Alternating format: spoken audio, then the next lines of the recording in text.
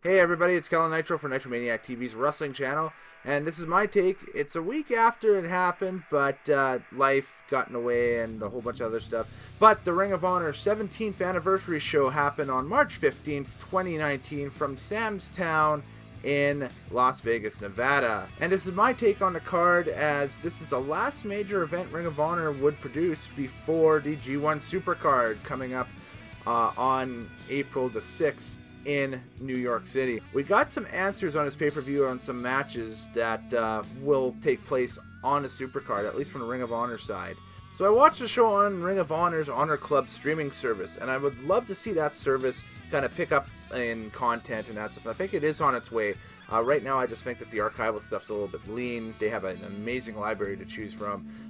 It's could be as vast as the WWE Network and the New Japan World services and other such, like WWN Live and such. I think they're just trying to find their footing with it. I really do. And but I'd recommend it. I really would, especially for shows like this. Opening match on the pay-per-view, Marty Scurll, the villain, taking on Kenny King. He defeated Kenny King in a hell of an opening match. This was quite the scene setter for the card. And of course, Marty Scurll is challenging for the Ring of Honor Championship at the G1 Supercard in MSG. So I'm not sure, completely unsure if that will be the main event match, just because Jay White versus winner of New Japan Cup for the IWGP title probably will supersede whatever is given there.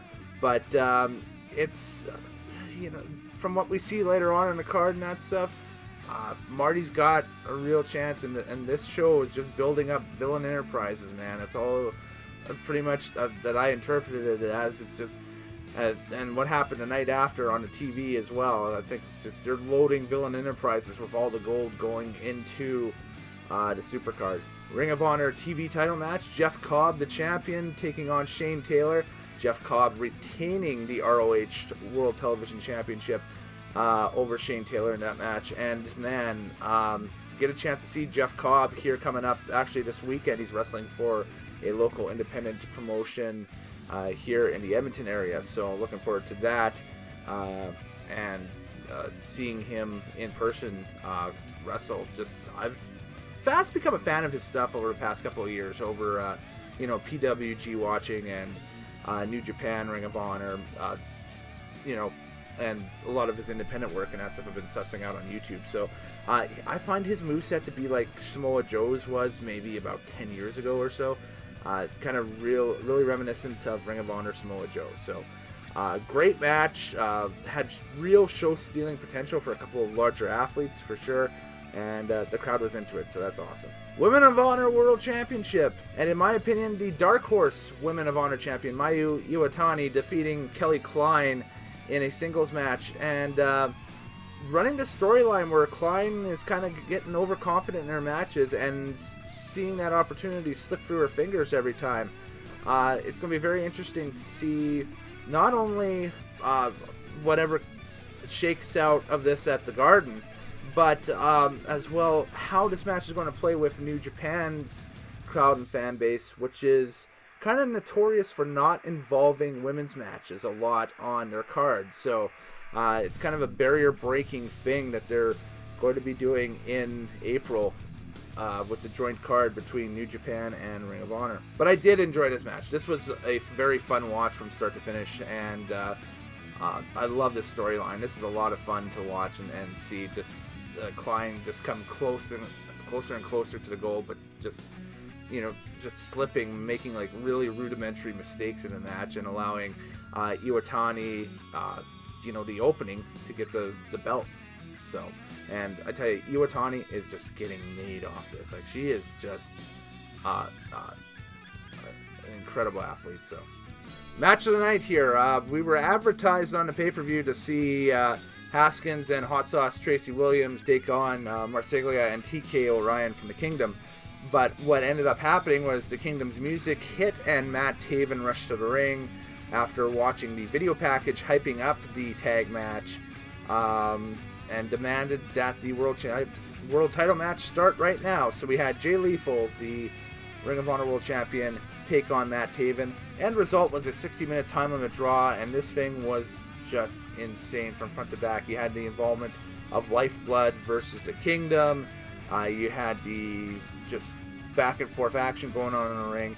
I think this built it up perfectly. And then at the end of the match, you had Marty Scurll walk out and claim the Ring of Honor World Championship title belt as his own and walk out with it. Possession being 9/10 of the law. So going into MSG, I think it's a triple threat, a triangle match. Lethal, Scurll, Taven. I think that's a really cool addition to that G1 Supercard, and I think the crowd's going to love it. All three of those guys deserve the opportunity, that's for sure. I love seeing Taven finally get this opportunity. I've been a fan of his for a long time, so this is awesome stuff. Roush versus Bandido. So we had Lifeblood versus Los Ingobernables as a special added attraction match.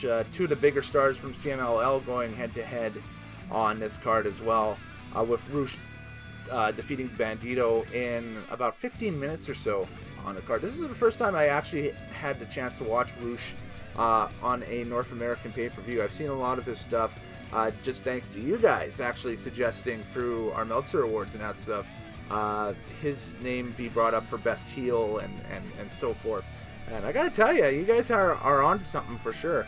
Dalton Castle was doing color commentary during this match. It was kind of cool what they were doing during the pay-per-view. They were kind of rotating in different people in the color commentary spot during the show. They had Nick Aldis for like the first half of the show to kind of build up the hype for the Crockett Cup and his title match with Scurll, and the potential of that being a title for title situation, which could be very real at the end of the MSG Supercard. And then after that concluded, we had Dalton Castle do color commentary on this match, so he could walk in the ring and challenge Roush at the end of the match for the G1 Supercard. So it looks like it's going to be Dalton Castle versus Roush at the G1 Supercard.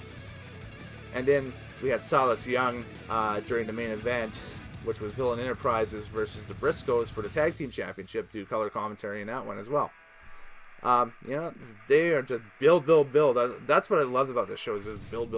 And of course, in that main event, we had Brody King and PCO become the brand new Ring of Honor Tag Team Champions for the first time with Villain Enterprises as they defeated Jake and Mark Briscoe, as I was just mentioning before. A very wild match, and I would think that in the matchup for the IWGP tag team titles against the Guerrillas of Destiny, I think that this style will probably be what happens. I think we're going to have like a hardcore war during that match.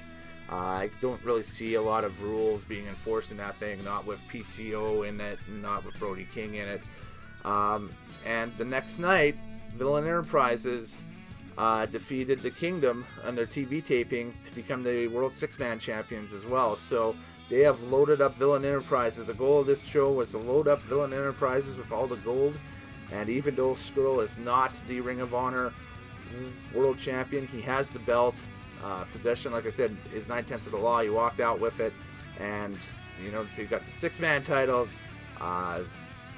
PCO and Brody King have the tag titles. And about the only guy that's walking around that's not affiliated with them with a belt in Ring of Honor is Jeff Cobb. So it was a real load-up type show. Got me excited for the Supercard. Finally, we got some hype happening for that thing, so that's amazing. So my ranking out of 10 for this pay-per-view, and I'm going to probably try to...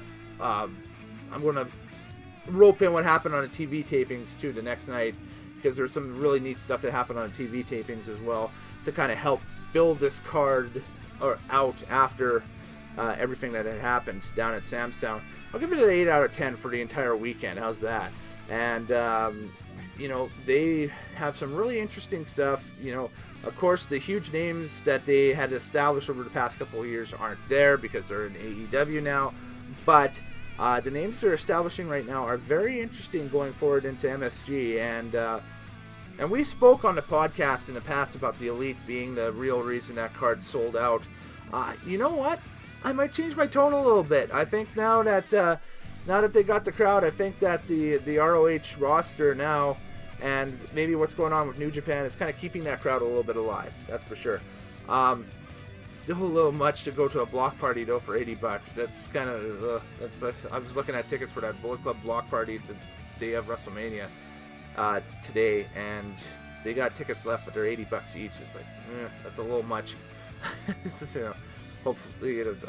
I'm sure it'll sell out, but already got a busy week ahead of me down there as it stands. So unfortunately, probably will not be making that one, but we'll see what happens going forward. But anyways, later days, happy wrestling watching, folks. I'm Kellen Nitro, and see you. Share this video, like, subscribe, do all the usual stuff. Tell your friends, tell your family, tell your dog, tell your cat. We'll catch you next.